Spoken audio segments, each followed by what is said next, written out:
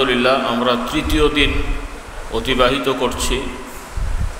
বিশেষভাবে গত পরশু দিন থেকেই আমাদের অনেক মুবাল্লিগিন, মুআল্লিমিন এবং খাস ভাইয়েরা, অর্থাৎ মুআল্লিম মুবাল্লিগ না হলেও যারা বিশেষভাবে দায়িত্ব পালন করছেন তারা এসেছেন এবং নিয়মতান্ত্রিকভাবে তাদেরকে তালিম বা প্রশিক্ষণ দেয়া হয়েছে। আলহামদুলিল্লাহ আজকে অনেকে এসেছেন আমভাবে, মাহফিলে শরীক হয়েছেন। কালকে থাকবেন আশা করি। আগামীকালকেও রাতে মাহফিল হবে, শনিবার সকালে শেষ হবে। জুমায় কিন্তু শেষ হচ্ছে না, এটা আবার মনে রেখেন, কারণ অনেকে আগে আমরা মাঝে মাঝে জুমায় শেষ করেছি। তো আগামীকালকে জুমার পরেও মাহফিল চলবে, সন্ধেবেলা, বিকেলবেলা, সন্ধেবেলা মাহফিল চলবে। শনিবার ফজরের পরে জিকির হয়ে শেষ হবে। তো আপনারা যাদের সুযোগ আছে নিয়ত পাল্টে আপনারা থাকবেন ইনশাল্লাহ।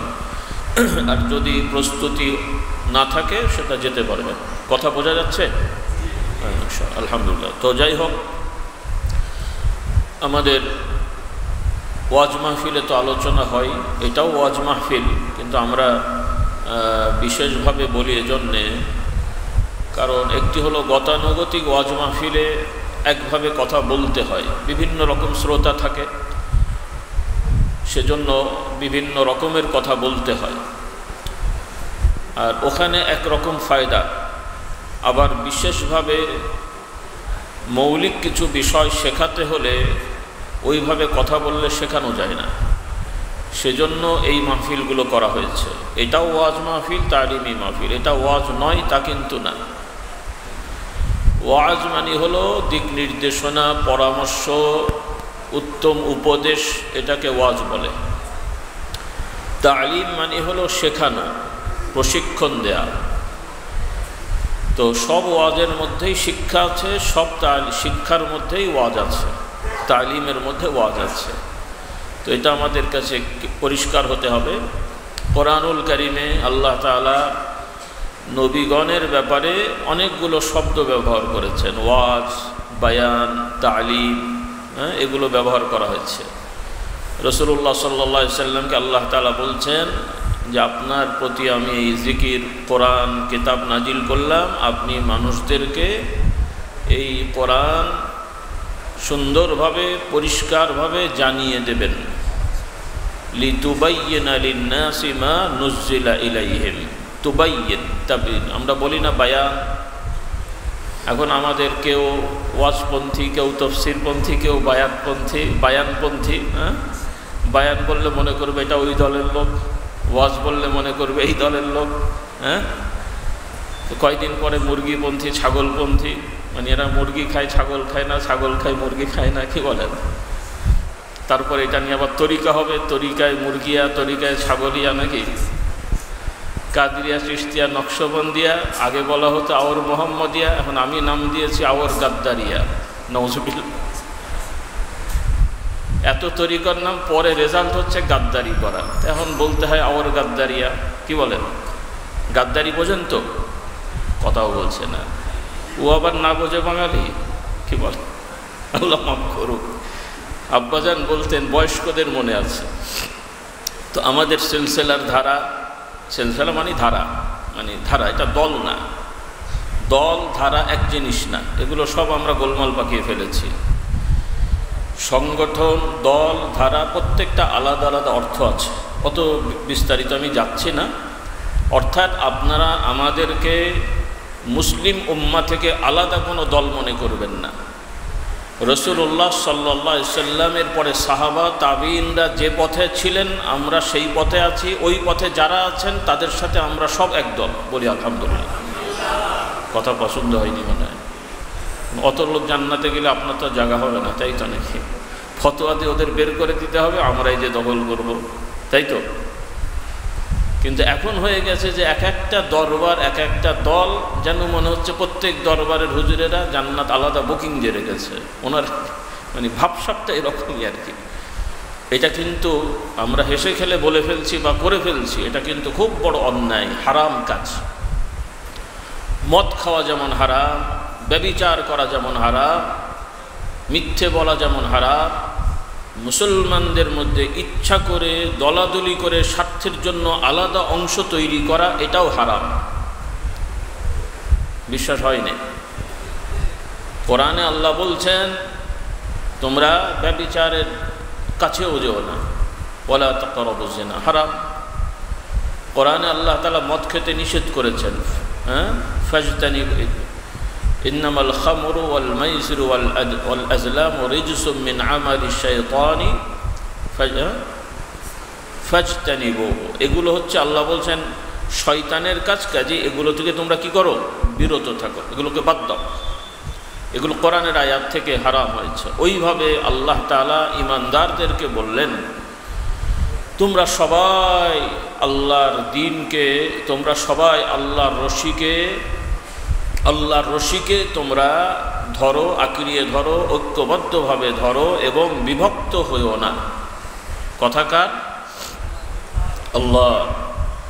আল্লাহ তাআলা বলছেন ওয়াতাসিমু বিহাবলিল্লাহি জামিআন ওয়ালা তাফাররাকু, তোমরা সবাই একত্রিতভাবে আল্লাহর রশিকে ধরো। হাবলুন মানে দড়ি, রশি। কার রশি? আল্লাহর রশি। আল্লাহর রশি কি? ওলামারা তো জানেন। আমার ওয়াজ আগে মাদ্রাসায় পড়েননি, কিন্তু ওয়াজ থেকে শিখেছেন। কে কে বলতে পারবে দেখি? পেছনে তো দেখা যাচ্ছে না, সামনে কে কে আছে বলেন একজন। আল্লাহর রশি কি? তুমি তো মাদ্রাসায় পড়েছো, তো তোমাকে বলছো মাদ্রাসায় পড়েছো তো সে তো জানো হয়। আচ্ছা ঠিক আছে, আল্লাহর রশি হলো কোরআন এবং রাসূলুল্লাহ সাল্লাল্লাহু আলাইহি সাল্লাম। কোরআনও আল্লাহর রশি, রাসূলুল্লাহ সাল্লাল্লাহু আলাইহি সাল্লামও আল্লাহর রশি। কোরআন ছাড়া আল্লাহর নবী দাওয়াত শুরু করেননি, আর নবী ছাড়াও কোরআন আমরা পাইনি। কাজেই যদিও কোরআন নবী সত্তাগত আলাদা আলাদা, কিন্তু ইসলামের দৃষ্টিতে আলাদা করার সুযোগ নেই। চিনি আলাদা, পানি আলাদা, শরবত হলে আলাদা করা যায়? যখন হাবলুল্লাহ বলবেন তখন কোরআনও আসবে, নবীও আসবে। নবী ছাড়া কোরআন পাবো না, কোরআন ছাড়া নবী কথা বলেন না। বলুন সুবহানাল্লাহ। কথা পরিষ্কার হলো তো? আল্লাহ তাআলা আমাদের বুঝদান করুন। তাহলে এই জিনিসটা মনে রাখতে হবে। এই যে ঐক্য বলি, এই ঐক্য মানে দলীয় ঐক্য না, পলিটিক্সের ঐক্য না, জাগতিক ঐক্য না, সেগুলোও দরকার হয়, সেগুলো ভিন্ন। কিন্তু আমাদের বর্তমান এগুলো এখন হয়ে গেছে এক ধরনের সামাজিকতা। নামাজ কি সামাজিকতা? কোরবানি কি সামাজিকতা? হজ কি সামাজিকতা? তাহলে মুমিন মুসলমান মিলেমিশে আল্লাহ যা হালাল করেছেন হালাল সাব্যস্ত করবে, আল্লাহ যা হারাম করেছেন হারাম সাব্যস্ত করে সমাজে প্রতিষ্ঠা করবে এবং দিন মেনে চলবে মিলেমিশে। এটা হলো ফরজ কাজ। কি কাজ? ফরজ কাজ। কিন্তু আমরা ভুল করে ফেলি। আমরা বিভিন্ন দল সংগঠন করে মুসলমানদের মধ্যে বিভক্ত সৃষ্টি করি। একটা হলো সংগঠন করলাম দাওয়াতি কাজ করার জন্য সবাইকে নিয়ে, এটা একটা। আর একটা হলো দল করে আমি দাবি করলাম আমরাই একমাত্র হক, অন্যরা সব বাতিল। আমরাই হক দাওয়াত দিচ্ছি, আপনারা আসেন, অন্যরা সব বাতিল, জাহান্নামে যাবে। দুটো কি এক হয়েছে? প্রথমটা হালাল, বৈধ, দোষ হবে না, কিন্তু দ্বিতীয়টা হারাম। যেমন বর্তমানে কিছু কিছু সংগঠন হয়েছে ইসলামের নামে, তারা ওপেনলি বলেই দিচ্ছে যে আল্লাহ মনোনীত ইনি ইমাম। নাউজুবিল্লাহ। বলেন একদল বের হয়েছিল, আমি আগেও বলেছি, সবার জানা, কাদিয়ানীরা গোলাম আহমদকে, মানে গোলাম আহমদ দাবি করে যে তিনি প্রতিশ্রুত মসিহ, অর্থাৎ আমরা বিশ্বাস করি ইমাম মাহদী আসবেন, ঈসা আলাইহিস সালাম আসবেন, এখনও আসেননি। ইমাম মাহদী আসবেন, ঈসা আলাইহিস সালাম আসবেন, এখনও কিন্তু আসেননি। কবে আসবেন আমরা জানি না। আমাদের হায়াতে আমরা পেলে তাকে অনুসরণ করতে হবে, আমরা না পেলে আমাদের পরবর্তীতে যারা আসবেন তারা তাকে অনুসরণ করবেন ইনশাআল্লাহ। এবং ইমাম মাহদীর প্রকাশ হবে মক্কা শরীফ থেকে। ইমাম মাহদীর পরে ঈসা আলাইহিস সালাম আসবেন, ঈসা আলাইহিস সালামের প্রকাশ হবে সিরিয়া থেকে যেটাকে শাম বলা হয় আরবিতে। আচ্ছা, তো গোলাম আহমদ কাদিয়ানি সে দাবি করে বসলো সেই হলো ওই ঈসা এবং মাহদি, নাউজুবিল্লাহ। তার মানে কাদিয়ানিদের দাবি হলো অলরেডি মাহদি ঈসা চলে এসেছেন, আর উনি তো আর এখন দুনিয়ায় নাই। তাদের দাবি তিনি এখন ইন্তেকাল করে ওফাত করে বরজাকে হায়াতে আছেন, ওনার খলিফারা আছেন। আর সেই খলিফাদেরও সম্ভবত এখন 5 নম্বর চলছে, সম্ভবত যতটুকু আমার মনে পড়ে। তিনিও লন্ডন থেকে পৃথিবী চালাচ্ছেন। কোথা থেকে? লন্ডন থেকে। তাই তো বোঝাই তো যাচ্ছে কোথাকার কি, মক্কা মদিনা হলে বোঝা যেত। তো লন্ডন থেকে যেহেতু উনি পৃথিবী চালাচ্ছেন, ইমাম মসির খলিফা, তাহলে তো বোঝাই গেল যে আসলে কার খলিফা এরা। হ্যাঁ, প্রকৃতপক্ষে এরা ব্রিটিশদের খলিফা। কাদের? ব্রিটিশদের খলিফা। তো এই তো এক এডিশন চলে গেছে, আর এক এডিশন এখন নতুন করে বাংলাদেশে এসেছে। ওইটা তো শুরু হয়েছিল ভারত থেকে, তখন তো ব্রিটিশ ভারত। কাদিয়ানিতে যখন শুরু হয় তখন কিন্তু দেশ ভাগ হয়নি, এই সব মিলে তখন ব্রিটিশ শাসিত ভারত ছিল। তো এখন বাংলাদেশে আবার নতুন আল্লাহ প্রদত্ত ইমাম নাজিল হয়ে গেছেন। তারা এখন তাওহীদের দাওয়াত দিয়ে বেড়াচ্ছে, দেখতে মানে ইসলামের কথা, সবাই ইসলামের কথা বলে। তো এই কাদিয়ানিদের যিনি খলিফা, ওনাকে তো দেখলে আপনারা ওনারই মুরিদ হয়ে যাবেন যদি দেখে থাকেন বা পেয়ে থাকেন। কারণ পাগড়ি আছে, টুপি আছে, তাহাজ্জুদের সবক, জিকির আজকার, এই যে সবকগুলো আমরা দিয়েছি এইরকম জিকির আজকার ওরাও করে। তাহাজ্জুদের সবক সব দেখতে শুনতে অনেক মনোমুগ্ধকর, কিন্তু মূল জায়গায় গণ্ডগোল হয়ে গেছে। আল্লাহ তাআলা আমাদেরকে, আমি এগুলো সব ভেঙে বলছি, নাহলে আপনারা বলবেন এই এত বড় পাগড়িওয়ালা জব্বাওয়ালা তাহাজ্জুদ গোজার হুজুর কত খারাপ বলছে কেন। হ্যাঁ ভাই, আবু জেহেলও পাগড়ি মাথায় দিত, বিশ্বাস হয় না? আবু জেহেল পাগড়ি মাথায় দিত, ওরও বড় দাড়ি ছিল। কাবা শরীফের 1 টাকাও মারেনি, কিন্তু আমাদের দেশের অনেক আলহাজ দাওরা পাশ লোকেরা টাকা মারে, আমি নিজে ধরেছি। মাদ্রাসার টাকা তাও আল্লাহ আমাদের মাদ্রাসার টাকা, এতিম গরিব অসহায়ের টাকা। বড় লোকের টাকা মারলেও ওইটাও না যায়, ওইটাও জায়েজ না। কিন্তু আবার মনে করেন না হুজুর বলেছে বড় লোকের টাকা মারা যায়, তাই বললাম নাকি?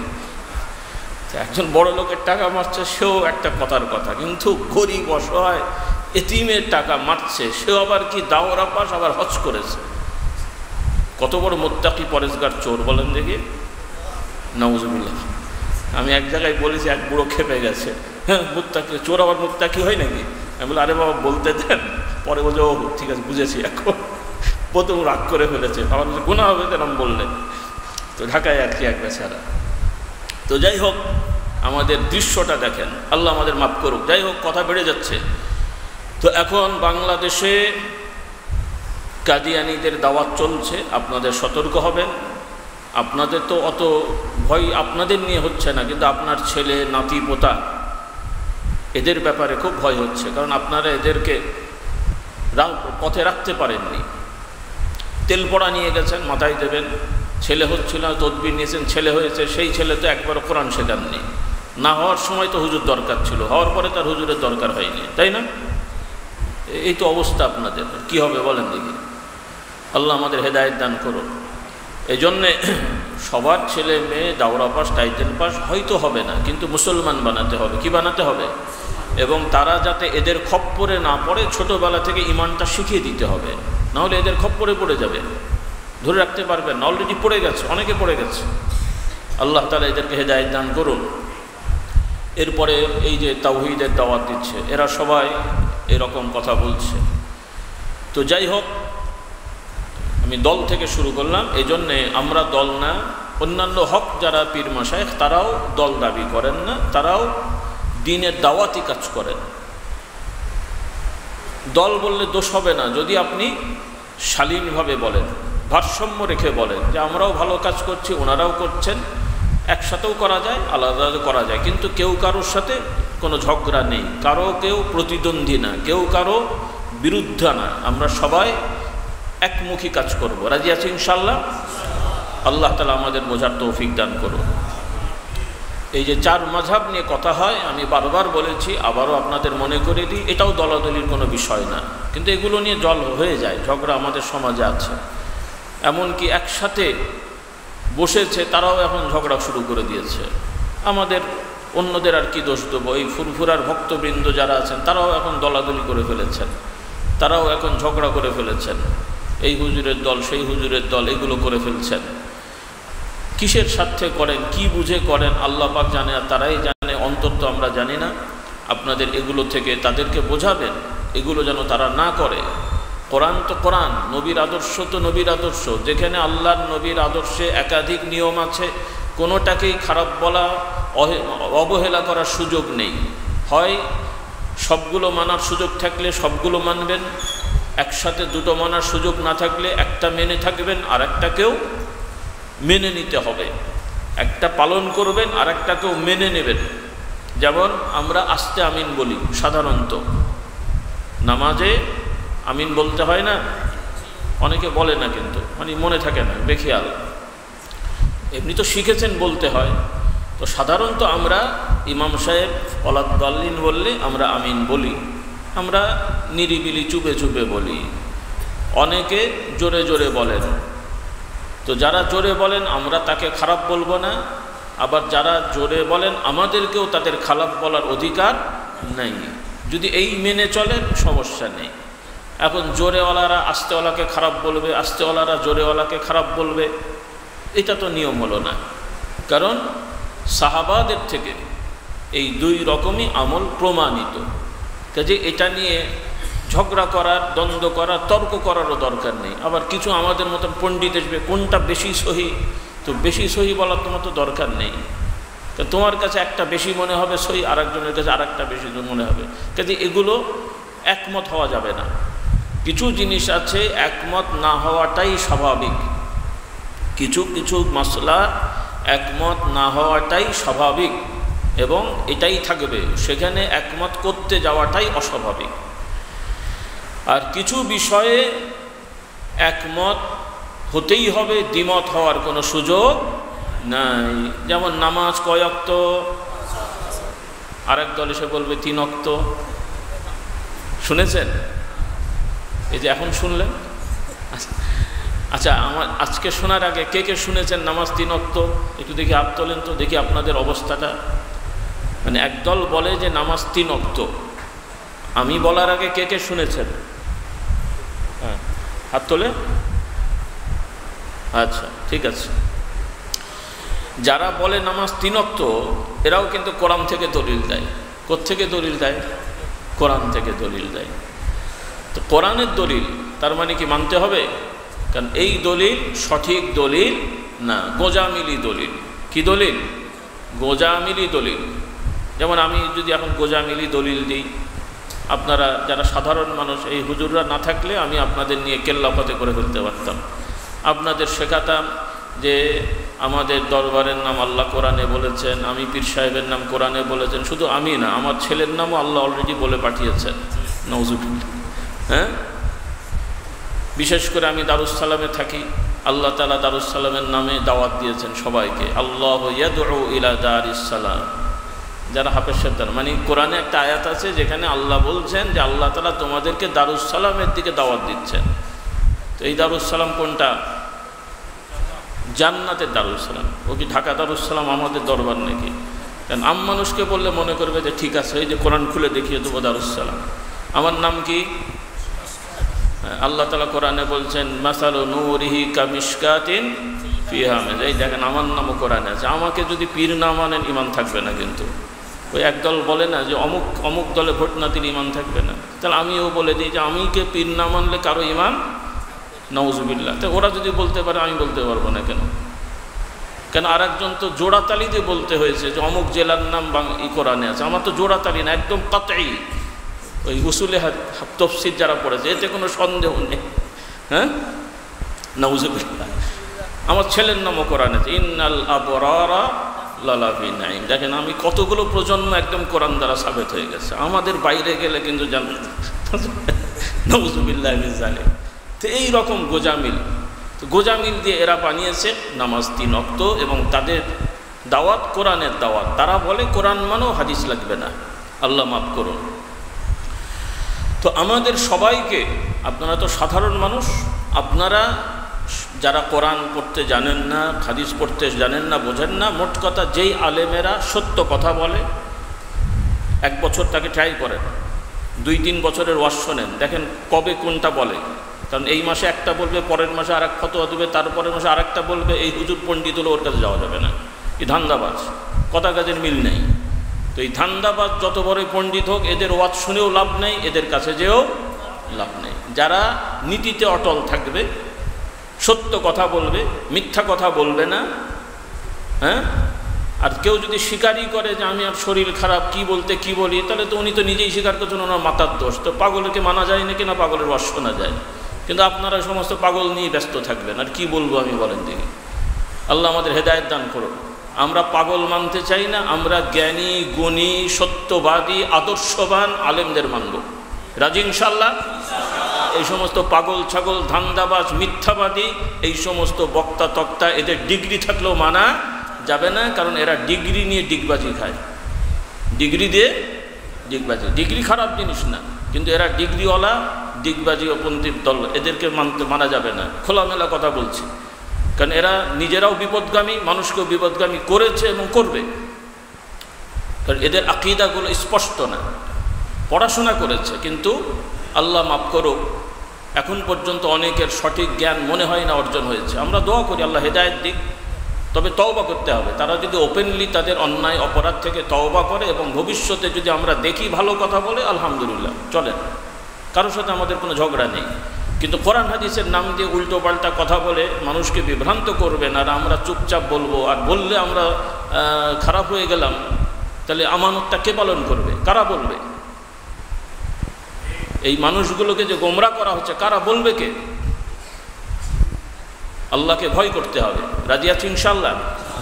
কাজেই দুনিয়ার কাজের জন্য দল সংগঠন থাকবে, সেটা আমরা নাজায়েজ বলছি না, কিন্তু এই দলই ইসলাম বানানো যাবে না। আমি অনেককে ব্যক্তিগতভাবেও বলেছি, সতর্ক করেছি যে খবরদার, কেউ আপনারা দলকে দিন বানাবেন না, দলকে দিন বানানো যাবে না, দরবারকে মক্কা শরীফ বানানো যাবে না। এখন আমাদের কিছু কিছু দরবারের ভাবসাব যেন ওই দরবারই মক্কা শরীফ আর হুজুরের বাড়ি কাবা শরীফ, ভাবসাব এরকম আর কি। হ্যাঁ, আল্লাহ মাফ করো। আর হুজুরি নাউজুবিল্লাহ, উনি একটা কিছু হয়ে গেছে আর কি। আল্লাহ আমাদের এইরকম ভাবসাব, এবং লোকদের ভাবি এরকম। আর একদল তো বলেই ফেলে, যেই আল্লাহ সেই নবী সেই বাবা, নাউজুবিল্লাহ বলেন। কত রকমের আকীদার ছড়াছড়ি। যাই হোক, কথা অনেক বেড়ে যাচ্ছে। তাহলে আমাদের উপরে ফরজ দায়িত্ব হলো আল্লাহর নবীকে, কোরআনকে আঁকড়িয়ে ধরা। রাজি আছি ইনশাআল্লাহ? তাহলে আপনাদের তালিম হবে কোরআনের তালিম। কোরআন পড়বেন, মানুষকে দাওয়াত দেবেন, হাদিস পড়বেন, মানুষকে দাওয়াত দেবেন। আমার মুবাল্লিগিন ভাইরা, মুআল্লিমিন ভাইরা, দাওরা পাস করার দরকার নেই, টাইটেল পাস করারও মানে দরকার নেই, মানে ফরজ না আর কি। মানে যারা আবার বলবেন হুজুর বলেছে, মানা করেছে, মানা করলাম। অর্থাৎ আপনারা যারা সাধারণ পড়াশোনা করেছেন, তালিমগুলো এভাবে দেবেন। আমরা নেদা ইসলাম সংকলন করি। নেদা ইসলামের একটা বৈশিষ্ট্য হলো, প্রতি সংখ্যায় পত্রিকা, যেটা আমাদের মাসের, প্রতি সংখ্যায় কিছু কোরআনের আলোচনা থাকে, কিছু হাদিস থাকে। অর্থাৎ আলাদা করে কোরআন শরীফ, হাদিস শরীফ যদি পাওয়া নাও যায়, মানে আপনার কাছে যদি মজুদ নাও থাকে, প্রতি মাসে একটা করে নেদা ইসলাম থেকেই যদি আপনি আলোচনা করেন, তাহলে প্রতি দর্শে তালিমের পরে, জিকির আজকারের পরে কিছু না কিছু মাসলা শেখানো যায়। আর নেদা ইসলামের প্রতি সংখ্যায় 10-12টা করে প্রশ্ন উত্তর থাকে, এগুলো সামাজিক প্রশ্ন উত্তর।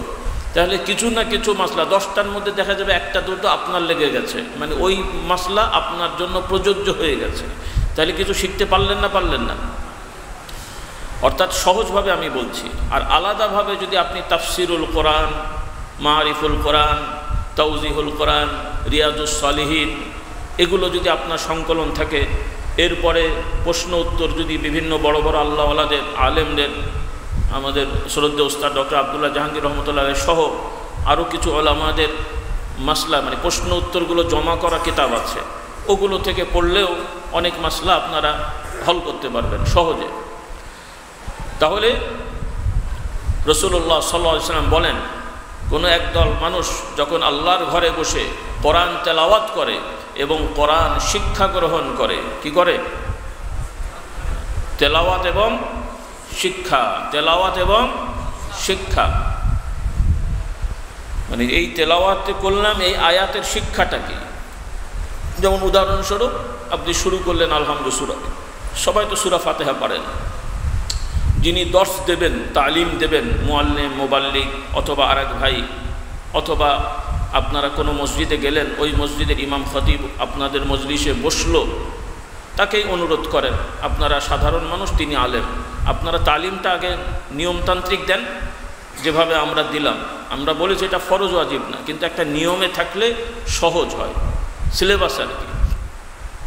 তো আপনারা দেন, এবং আশা করি, আমি তো বারবার বলেছি, অন্যান্য কিছু বিষয় নিয়ে অনেক আলেম ওলামাদের অনেক সময় ভুল বোঝাবুঝি হয়।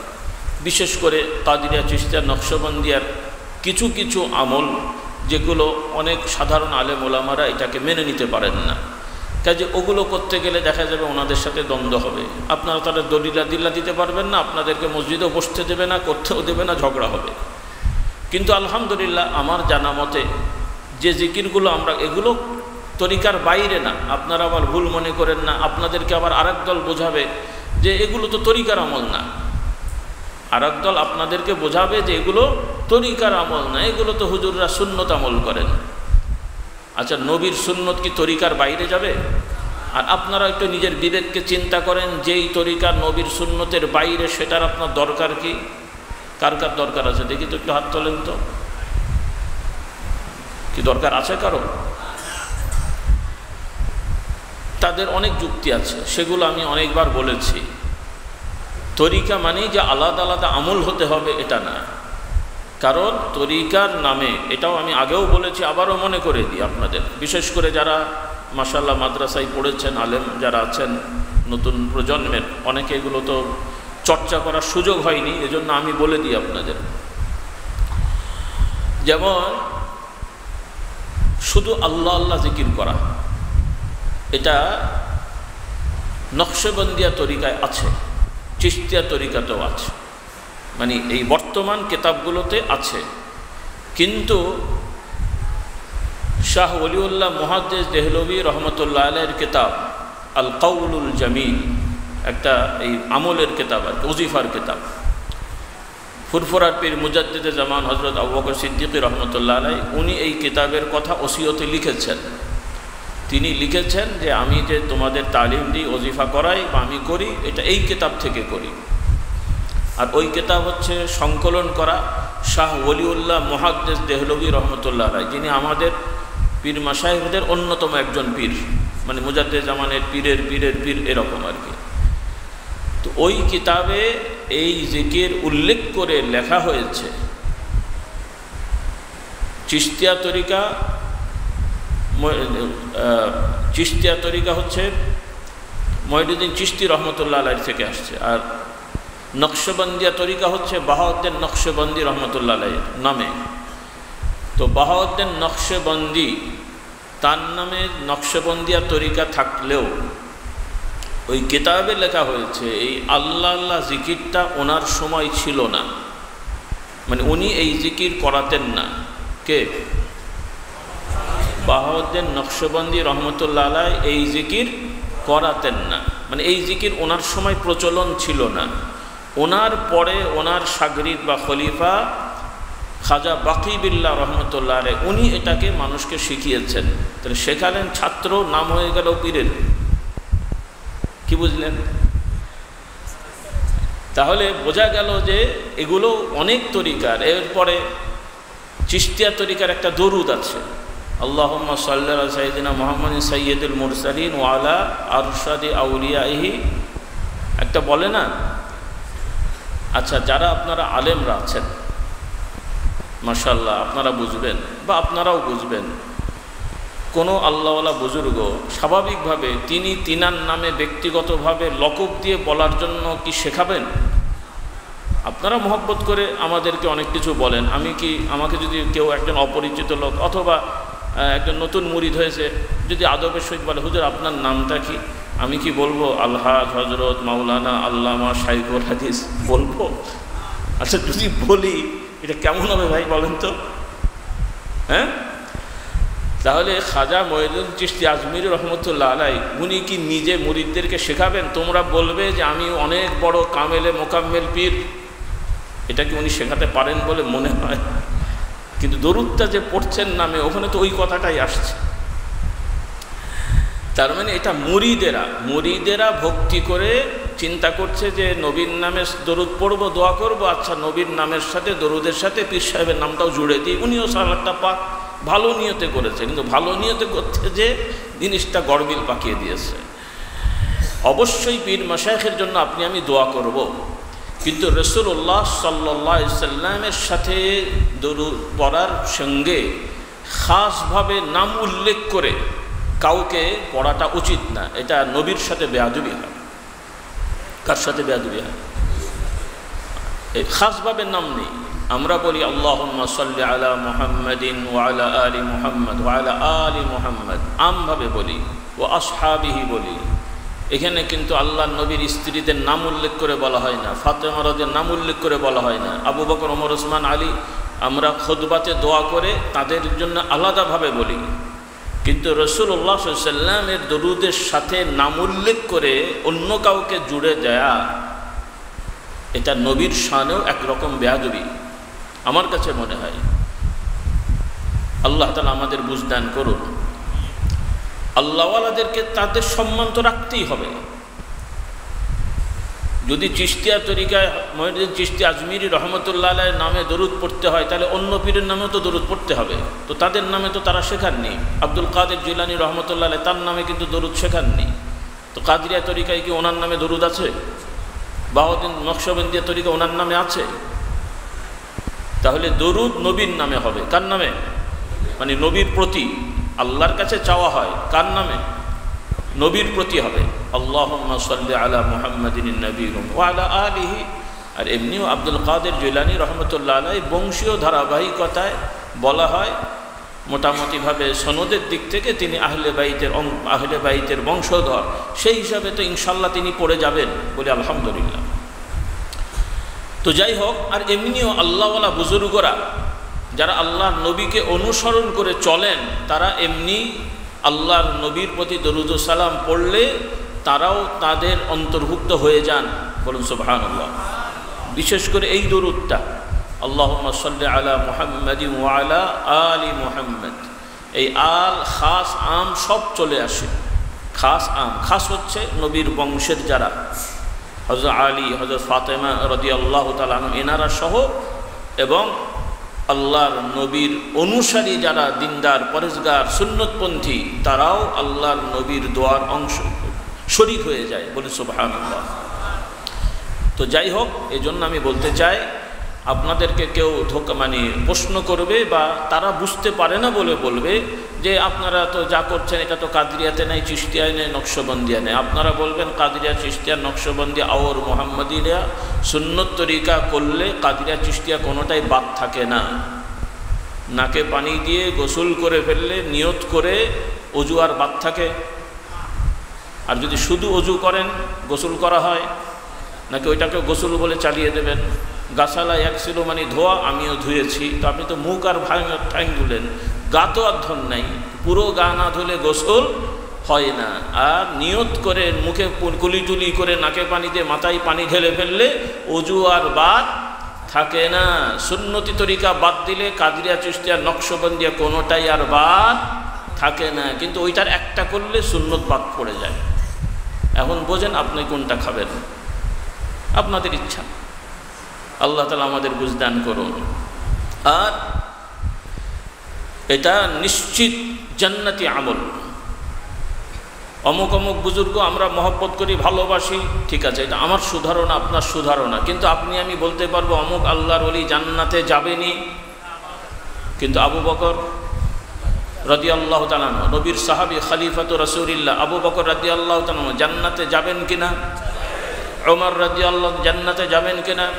উসমান জান্নাতে যাবেন কিনা? হযরত আলী জান্নাতে যাবেন কিনা? ফাতেমা, হাসান, হুসাইন জান্নাতে যাবেন কিনা? তো তাদের আমল যদি আমরা করি সেই আমল জান্নাতি, এতে কোনো সন্দেহ আছে? কিন্তু যাদের আমলের বাইরে অমুক হুজুর করেছেন, অনেক ফায়দা পেয়েছেন, কিন্তু ফায়দা হলো জান্নাতে যাব কিনা নিশ্চিত? ফায়দা আর জান্নাত এক জিনিস না, জজবা আর জান্নাত এক জিনিস না। অমুসলিমদের ইবাদতেও জজবা আছে, জজবা, রুহানিয়াত, অলৌকিক জিনিস অর্জন করা, এটা ইহুদি, খ্রিস্টান, বৌদ্ধ, জৈন যারাই ধ্যান করে সবাই পায়, কারণ ওইটা একটা আলাদা জিনিস। হিন্দু সন্ন্যাসীরাও দীর্ঘ সময় ইবাদত করে তারাও কিছু জজবা পায়, অনেক জিনিস গায়বী খবর বলে দিতে পারে জিন সম্প্রদায়ের সহযোগিতায়। তার মানে কি বড় আল্লাহওয়ালা? তাহলে ওইটা ধ্যান করে অমুসলিমরাও অনেক কিছু অর্জন করতে পারে, কিন্তু ওইটা দ্বারা জান্নাতে যাওয়া যাবে না। এই বুঝটা আপনাদের থাকতে হবে। কাদিরিয়া চিশতিয়া নকশবন্দিয়া বলা যাবে না এটাও না, আবার কাদিরিয়া চিশতিয়া মানে সুন্নত আমল বাদ দিয়ে নতুন আমল করতে হবে এটাও না। আমাদের বুঝতে হবে আমরা সুন্নত আমল করলে কাদিরিয়া চিশতিয়া নকশবন্দিয়া কোনোটাই বাদ থাকবে না।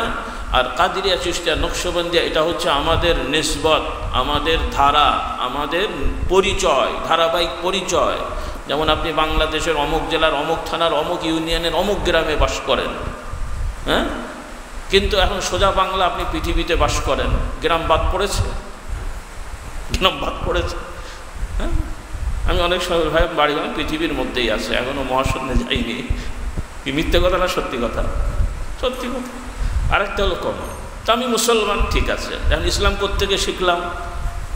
আমার বাপ আমাকে শিখিয়েছেন, আমার বাপকে দাদা শিখিয়েছেন, দাদাকে তার আব্বা শিখিয়েছেন, এইটা তো আমাদের পীর মুরিদের ধারা, তারপর তার পীর, তার পীর, তার পীর, তার পীর, এভাবে রাসূলুল্লাহ সাল্লাল্লাহু আলাইহি সাল্লাম পর্যন্ত পৌঁছে গেছে, বলি আলহামদুলিল্লাহ। এটা হলো ধারা, হ্যাঁ, এটাকে গুরুত্ব দিতে হবে। কিন্তু এটা মানে এটা না যে আমরা আলাদা, ওরা আলাদা, ওরা আলাদা। একজন ফুরফুরা দরবারে হেফজ পাশ করেছেন, আরেকজন আরেক জায়গায় হেফজ, দুইজন হাফেজ, ইনি এইখানকার হাফেজ, উনি ওখানকার হাফেজ। কোরআন আলাদা, তেলাওয়াত আলাদা, সূরা আলাদা, উচ্চারণ আলাদা, পরিচয়। এই জিনিসগুলো আমরা বুঝবো। রাজি আছি? আল্লাহ তাআলা আমাদেরকে তৌফিক দান করুন। তাহলে আমাদের তালিমে কোরআন থেকে আলোচনা হবে। এই যে মুআল্লিমিন ভাইরা আপনারা খেয়াল রাখবেন, আর মুবাল্লিগিন ভাইরা তো সর্বপর্যায়ের। আমরা আবার একটু ভাগ করেছি, যারা আলেম তারা মুআল্লিম হবেন আর মুবাল্লিগও হতে পারবেন, কিন্তু যারা আলেম নন তারা মুআল্লিম হওয়াটা কঠিন হবে। এজন্য যারা আলেম, মুআল্লিম হলে বোঝা যাবে যে এরা সবাই আলেম। আর মুবাল্লিগের মধ্যে সবাই থাকবে, আলেম থাকতে পারে, ইঞ্জিনিয়ার থাকতে পারে, ডাক্তার থাকতে পারে, কম পড়া বেশি পড়া, মোট কথা মূল কাজটা যারা পারবে তারাই মুবাল্লিগ হতে পারবে। কারণ এখানে সহজ কাজ হলো যে সে নিজে তালিম দিতে না পারলেও তালিম দেওয়ার ব্যবস্থা করবে। হ্যাঁ, একজন হয়তো নিজে ওয়াজ করতে পারে না, কিন্তু মাইক ভাড়া করে নিয়ে আসলো, একজন আলেমকে দাওয়াত দিয়ে নিয়ে এসে প্রচার করে ব্যবস্থা করলো, উনি সব পাবে না? আর একজন হুজুর সবাই আয়োজন করেছে, উনি যে তালিম দিলেন, হ্যাঁ, দুটোই হতে পারে। আবার একজনই ও সবই করতে পারে। এজন্য আপনারা, যেটা আমি বলেছি, কিতাব থেকে কোরআন পড়বেন, কোরআনকে শেখাবেন। আল্লাহ নবী বলছেন যারা কোরআন পড়ে এবং শিক্ষা দেয়, শিক্ষা গ্রহণ করে, কি করে, এবং প্রচার প্রসার করে, কোরআনের শিক্ষাকে প্রচার প্রসার করে, এবং কোরআনে আল্লাহ যা হালাল করেছেন হালাল সাব্যস্ত করে, যা হারাম করেছেন হারাম সাব্যস্ত করে, আল্লাহ তাআলা তাদেরকে জান্নাত দান করবেন। সহিহ হাদিস কি টাটকা, কেউ কেউ আবার বলে না টাটকা সহিহ হাদিস। আমি বলি আবার হাদিসও আবার এখন কি বাসি হয়ে গেল নাকি? কত রকম ভাষা, জিন্দা ওলি, টাটকা হাদিস, কত রকম। মানে আমরা বললে সব দোষ, ওনারা বললে সব ঠিক। হ্যাঁ, আমাদের সাদা মাথার লোকেরা যখন আমাদের পীরের মহব্বত, এরা সব মুশরিক কাফের ঠাবের বলে অস্থির, আর ওনারা যখন বলেন এই ওলি আল্লাহ দেখে নাও, ওলি আল্লাহ শিখে নাও, তখন দোষ হচ্ছে না। এই দুমুখী আচরণ কেন? এগুলো কি রকমের ইসলাম রে ভাই? আল্লাহ আমাদের সবাইকে হেদায়েত দান করুন, আমাদেরকেও হেদায়েত দান করুন। আমি পর্যালোচনা করছি, এই কথাগুলো তাদের কাছে যাক, আমরা তাদের কথা শুনি এবং আমরা নিজেরা সবাই তওবা করি। রাজি আছি ইনশাল্লাহ? আমরা কেউ কাউকে খামাখালি খোঁচাখুচি করব না। আপনারা বলবেন আপনি বললেন, আমি এই কথাগুলো জানানোর জন্য বললাম, পর্যালোচনা করে বললাম। আল্লাহ তাআলা আমাদের হেদায়েত দান করুন। তো যাই হোক, যেটা বলছিলাম, হালালকে হালাল সাব্যস্ত করা, হারামকে হারাম সাব্যস্ত করা, আল্লাহ তাআলা জান্নাত দান করবেন। নিয়ম যেমন কোরআন পড়বেন, আলহামদুলিল্লাহ রব্বিল আলামিন, সূরা ফাতিহার অনুবাদ করবেন, মারিফুল কোরআনে তাফসির আছে, ব্যাখ্যা আছে, ওগুলো পড়বেন, গেল এটা। এরপরে হাদিস থেকে একটু তেলাওয়াত করবেন, রিয়াজুস সালিহিন, এরপরে আছে মুনতাখাবুল হাদিস, ফাজাইলে আমলও মোটামুটি বেশিরভাগ হাদিসই গ্রহণযোগ্য, কিছু কিছু দুর্বল বা মওযু হাদিস আছে, ওগুলো লেখা আছে, আলেম যারা আছেন তারা ওগুলো খেয়াল করে পড়লে কোনো সমস্যা নেই। আর কিছু দুর্বল, খুবই দুর্বল এবং কিছু মওযু হাদিস যেগুলো আসলে আম মানুষের মধ্যে ছড়িয়ে দিলে এটা আম মানুষ তো আর অত কিছু বুঝবে না, তারা ইয়াকিন করবে। আর দুর্বল হাদিসের প্রতি ইয়াকিন করা যায় না, আর মওযু হাদিসের তো বলাই যায় না, কিন্তু বেখেয়ালে অথবা কারণ ওইটা যে মওযু অনেকে মনে করেছে দুর্বল, এজন্য হয়তো সংকলন করেছে। আমি আলেমদেরকে কথাটা বলছি, সাধারণ ভাইরা বুঝবেন না। তো আপনারা চেষ্টা করবেন যেই হাদিসের কিতাবগুলোর হাদিস সম্পর্কে মোটামুটি খুব একটা বিতর্ক নাই, এগুলো থেকে পড়লে সব থেকে ভালো। কারণ কেউই হাদিস লেখেননি, এগুলো সব সংকলন।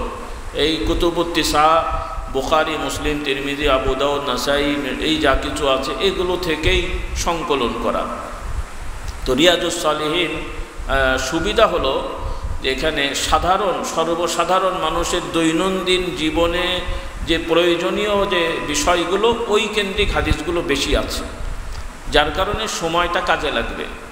এখন যদি আমি এখানে এসে আপনাদেরকে জিহাদের হাদিস শোনাই, অস্ত্র কেমন হবে, কি হবে শিখলেন, কিন্তু এটা কি কার্যকর হবে? কথাটা ভালো, কিন্তু এখানে এখন আপনাকে যেই জিনিসটা শেখালে কার্যকর হবে, কিভাবে খেতে হবে, কিভাবে টয়লেটে যেতে হবে, কিভাবে হাঁটতে হবে, কিভাবে, এগুলো প্র্যাকটিক্যাল। মানে এই 1 ঘন্টার সময় আমার 10 ঘন্টা নেই, 1 ঘন্টা, তাহলে এই 1 ঘন্টায় বেশি উপকার যেটা হবে সেটা করলে আমরা উপকৃত হব। আর আরেকটা জিনিস ভালো, কিন্তু বললাম যেটা বর্তমান প্র্যাকটিক্যাল কোনো কাজে আসছে না। তো এই জন্য এই বুখারী, মুসলিম, তিরমিজি নিয়ে বসলে জিনিসটা এরকম হবে। এজন্য ওলামারা এই যে ফাজাইলে আমল ওইভাবে সংকলন করা, মুনতাখাবুল হাদিস ওইভাবে সংকলন করা, রিয়াজুস সালিহিন ওইভাবে সংকলন করা। আম মানুষের জন্য এই হাদিস কেন্দ্রিক দর্শ হলে এরপরে ইমাম নববীর 40 হাদিস ওইভাবে সংকলন করা। হ্যাঁ, এগুলো আপনারা মনে রাখবেন, মুআল্লিমিন ভাইরা, মুবাল্লিগিন ভাইরা, এটা মনে রাখবেন। তো সূরা ফাতিহা পড়বেন, বিসমিল্লাহির রহমানির রহিম। আমরা শুরু করছি কার নামে? পরম করুণাময়, দয়াল, মেহেরবান আল্লাহ তাআলার নামে আমি শুরু করছি। বিসমিল্লাহির রহমানির রহিম। আলহামদুলিল্লাহ রব্বিল আলামিন। যাবতীয় সকল প্রশংসা আল্লাহর, যিনি সকল জগৎসমূহের কি প্রতিপালক। রব প্রতিপালক, পালনকর্তা, লালন পালনকারী। এই যে অনুবাদ করলাম, এর সাথে তাফসিরে দেখবেন এই সূরার কি ফজিলত। হ্যাঁ, সূরাতুশ শিফা, আল্লাহ তাআলা এর ওসিলায় রোগ ভালো করে দেন। এরপরে সূরাতুল হাম, আল্লাহর প্রশংসা এর মধ্যে নিহিত। উম্মুল কোরআন, কোরআনের সারাংশ বা কোরআনের মৌলিক বিষয় এর মধ্যে নিহিত, এরকম আসবে, ওগুলো করা হবে। গেল, এটা আমি জাস্ট উদাহরণস্বরূপ বললাম। এভাবে আপনারা পড়তে থাকবেন। এবং যারা জুমা পড়ান, আপনারা জুমা কেন্দ্রিক এই আলোচনা করতে পারেন। আর আপনাদের অনুরোধ থাকবে যারা আমাদের আজকের মাহফিলে আছেন, ইনশাল্লাহ চেষ্টা করে নিয়ত করে ফেলেন, আমরা সাধ্য অনুযায়ী জুমার দিনে আগে মসজিদে যাব, বলি ইনশাল্লাহ। মোটামুটি টার্গেট রাখেন 11:30 হলে খুব ভালো, কিন্তু কাউকেই পাওয়া মুশকিল হবে। অন্তত 11:30টায় 2-1 যেতে পারলে যান, না হলে অন্তত 12টার মধ্যে, শীতকাল হোক গরমকাল হোক, আমরা 12টার মধ্যে মসজিদে চলে যাব, বলি ইনশাল্লাহ। হ্যাঁ, 12টায় যে, তবে দেখে শুনে নামাজটা পড়েন, কারণ ওই সময় কখনো 12টার সময় সূর্য মাথার উপরে থাকে, কখনো 12:01-2, এজন্য 10 মিনিট আগে যান। তাও মাঝে মাঝে 11:50-এও মাথার উপরে থাকে, অর্থাৎ সূর্য সোজাসুজি থাকলে ওই সময় নামাজ পড়া নিষেধ। আর মক্কা শরীফ, মদিনা শরীফে গেলে সব থেকে মুশকিল হয়। সব হাজী সাহেবদের অবস্থা তো জানেন, কারা হজ করতে যান, উল্লেখযোগ্য টাইম টেবিল ঠিক থাকে না, ওই নিষিদ্ধ ওয়াক্তে যে আল্লাহু আকবার শুরু করে দেয়, নামাজ পড়তে হবে। এই জন্য ওয়াক্তগুলো খেয়াল রাখবেন। মোট কথা, জোহরের ওয়াক্ত ঢোকার আগে অল্প সময় নিষেধ ওয়াক্ত আছে, তার আগ পর্যন্ত নফল ওয়াক্ত আছে। তার আগ পর্যন্ত কি নফল ওয়াক্ত আছে। কাজে আপনি যদি 11:45-50 ঢুকতে পারেন, 5-7 মিনিট আপনি পাবেন 2-3 রাকাত নামাজ 4 রাকাত নামাজ পড়ার। সেটা তাহিয়াতুল মসজিদ পড়তে পারেন, তাহিয়াতুল ওযু পড়তে পারেন, অন্য নফল পড়তে পারেন, আদায় হয়ে যাবে। আল্লাহ তাআলা তৌফিক দান করুন। এরপরে ওয়াক্ত ঢুকে গেলে খুতবার আগ পর্যন্ত নফল নামাজ পড়তে পারেন। আর রাসূলুল্লাহ সাল্লাল্লাহু আলাইহি ওয়াসাল্লাম বলেন, যে ব্যক্তি জুমার দিনে আগে আগে মসজিদে যাবে, আল্লাহ তাআলা তার আমলনামায় একটি বড় সওয়াব দেবেন। কি পরিমাণ বলা হয়েছে? হ্যাঁ, কি পরিমাণ? একটা উট দান করার সওয়াব তার আমলনামায় দান করা হবে। বলি আলহামদুলিল্লাহ। অতটা আগ্রহ হয়নি। যদি বলা হতো যে একটা করে ছাগল বাড়িতে পাঠিয়ে দেওয়া হবে, কি বলেন, উটটা মানে সবটা পাওয়া হবে, অত আগ্রহ নেই। আস্ত ছাগল দরকার নেই, যদি এক পটলা বিরিয়ানি পাঠানো হবে এই এলান থাকলেও মোটামুটি ফজর থেকেই মোটামুটি বসে থাকা হতো। তো যাই হোক, আমরা সবারই একই অবস্থা। আমি নিজে ফেরেশতা দাবি করছি না, আমাদেরও দেরি হয়। আমরা চেষ্টা করব, বিশেষ করে যারা মাদ্রাসায় আছেন, বিশেষ করে যারা মাদ্রাসা কেন্দ্রিক, আল্লাহ তাআলা আপনাদের অনেক নিয়ামত দিয়েছেন। এগুলোকে আপনারা চাইলে খুব সহজে আমল করতে পারেন, কিন্তু আফসোস হলো ওনারা ওই নফল ফতোয়া দিয়ে ওনারা এটার প্রতি আগ্রহ হন না। এটা আমাদের খুব বেখেয়াল। আমরা যেমন সমাজের সশস্ত্র বিভাগ, আর্মিরা যেমন বিশেষ ট্রেনিংয়ে থাকে, আমাদের বিশেষ করে মাদ্রাসাগুলোকে ওই ধরনের ট্রেনিং সেন্টার বানাতে হবে। আমরা প্রেসার দিয়ে না, উৎসাহ দিয়ে ছাত্রগুলোকে আমরা এই আমলে অভ্যস্ত করার চেষ্টা করব, বলি ইনশাআল্লাহ। হ্যাঁ, এখানে আবার একটা মাসলা আছে, ফতোয়া আছে। ইবাদত জোর করে করানো ঠিক না, ইবাদত জোর করে করানো নিষেধ। ফরজ নামাজ জোর করা যায়। ছেলে ছাত্র ফরজ নামাজ পড়ে নাই, বললেন শুনলো না, একটু বকা দিলেন, তারপরেও শুনলো না, এরপরে 2-4টা দিলেন, তাও নিয়মের মধ্যে, এটা বৈধ। কিন্তু নফল নামাজের ক্ষেত্রে, নফল রোজার ক্ষেত্রে, নফল তেলাওয়াতের ক্ষেত্রে বকাঝকা দিয়ে মারধর করা বৈধ না। শুধু নিয়ম না, বৈধ না। উৎসাহ দিতে হবে, ঘুষ টুস দিতে হবে। কি দিতে হবে? হ্যাঁ, ঘুষ, চকলেট, কিছু টাকা, জামা কাপড়, সুন্দর একটু জায়নামাজ, একটু মাথায় হাত বুলিয়ে দেন, একটু গায়ে হাত বুলিয়ে দেন, বাবা এসো না, 2 কাজ পড়ো, বাবা এটা করো না, উৎসাহ দেবেন। কথা বোঝাতে পেরেছি? কথা বোঝা যাচ্ছে? আল্লাহ তাআলা আমাদের তৌফিক দেন, কারণ আমাদের এইগুলো নিয়ে বেশ সমস্যা হচ্ছে বোঝার। এজন্যে আরেকটা হলো, আমি আপনি যখন শুরু করব, আমার ছাত্ররা যদি 10 জনের মধ্যে আমাকে দেখে, তাহলে অটোমেটিক 10 জনের মধ্যে 2-4 জন দেখে দেখেই শিখবে, দেখে দেখেই শিখবে। আর আমি যদি বলি, এই বাবারা তোমরা নামাজ পড়ো, হ্যাঁ আমি একটু শুয়ে থাকি, পড়বে তো না। যতই মিষ্টি কথা বলেন, কাজ হবে না। তো বাবারা তোরা কর, আমি বাড়ি গেলাম, এভাবে হয় না। তো মানুষকে দেখানোর জন্য না। আগেকার আল্লাহওয়ালা বুজুর্গদের, এই যে আমাদের বড় বড় আলেমরা, তাদের ওস্তাদদেরকে দেখে দেখে শিখেছেন। আর আমরা এখন সব আইন করে করে মানুষকে করাতে চাই। আমাদের পাবলিককে এত বোকা নাকি? ও চিন্তা করতে হুজুর ঘুমাবে আর আমি খামাখালি বসে থাকবো, হয় কোনো দিন? কাজেই আমাদের নিজেদের আগে আমল শুরু করতে হবে, এর সাথে মানুষকে নসিহত করতে হবে। নিজের খবর নেই, আমি তালিম দিয়ে বেড়াচ্ছি, এই সবক সেই সবক, কাদরিয়া চিশতিয়া নকশবন্দি, খবর নিয়ে দেখা যায় বাড়িতে আমি সারা জীবন ঘুমাচ্ছি, নিজের কোনো ওয়াজিফাও নেই, আমল নেই। এভাবে হয়? আল্লাহ আমাদেরকে তৌফিক দান করুন। তো যাই হোক, জোহরে আমরা জুমার দিন আগে আগে আমরা মসজিদে, কেউ যাক না যাক, আপনি আমি যাবো, রাজি আছি ইনশাল্লাহ? আর এখন তো এমনি গরমের দিন রে ভাই, বাড়ি মসজিদে একটু আগে আগে গেলে আপনার 3-4 টাকার কারেন্ট বিল কম খরচ হবে, মসজিদে সে বসে থাকবে, কি বলেন? তো যাই হোক, মসজিদে আগে আগে যাবেন। আল্লাহ তাআলা তৌফিক দান করুন। ফজরের পরে ইশরাক পর্যন্ত মসজিদে বসে থাকবেন, জিকির আজকার করবেন। কি পরিমাণ সব? একটা মকবুল হজ এবং উমরার সব। আল্লাহ তাআলা আমাদেরকে তৌফিক দান করুন। আর যদি এটা খুবই কম সম্ভব, তারপরও অসম্ভব না, অন্তত একজন করতে পারলেও তো আমি কিছু সব পাবো। সেটা হলো আসর থেকে মাগরিব আড্ডা মাড্ডা না দিয়ে অবসর সময় থাকলে মসজিদে বসে থাকবো। কোথায়? মসজিদে। কোরআন পড়েন, জিকির করেন, তাসবিহ পড়েন, এমনি বসে থাকেন, ফিকির করেন, তাও সব আছে। অন্তত গীবত থেকে তো বেঁচে গেলেন। আর একজনের সাথে বসেন না, তাহলে সব গোল্লাই চলে যাবে, একদম একা একা। আর হুজুরের সাথে তো বসাই যাবে না, তাহলে 3 নম্বর হুজুরকে জাহান্নামে পাঠাবে আপনাকে। কি বুঝলেন? কাজে ওই একা একা নির্জনে বসতে হবে, একা একা, আল খালওয়া, একা একা বসা, এটা খুব গুরুত্বপূর্ণ একটা বিষয়। আল্লাহ তাআলা আমাদেরকে তৌফিক দান করুন। এই আমলগুলো আমরা করব। এরপরে তাহাজ্জুদের সালাত, এটা খুবই গুরুত্বপূর্ণ।